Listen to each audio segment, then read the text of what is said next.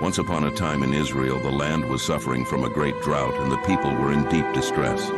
Elisha, a prophet of God, traveled from village to village, encouraging the people and spreading God's word.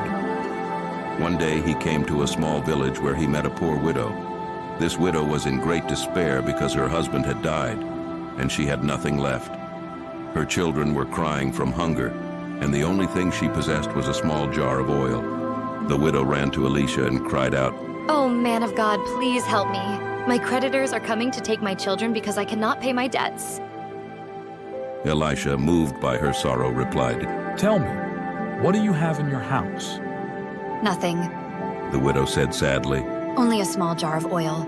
Elisha smiled and said, "Go, gather as many empty jars as you can find from all your neighbors.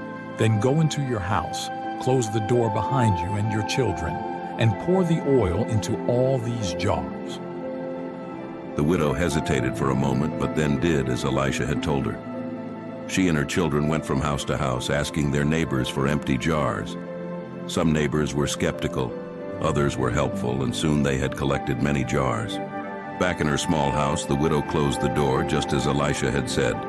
As the widow began to pour the oil from her small jar into the first empty jar, something amazing happened. The oil kept flowing and did not stop.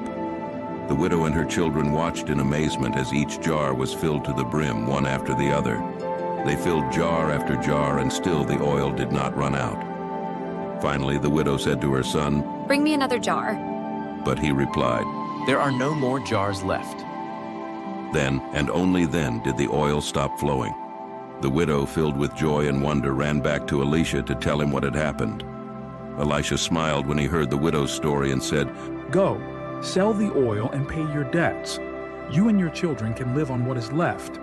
With the money from the oil, the widow paid off her debts and was able to buy food for her family.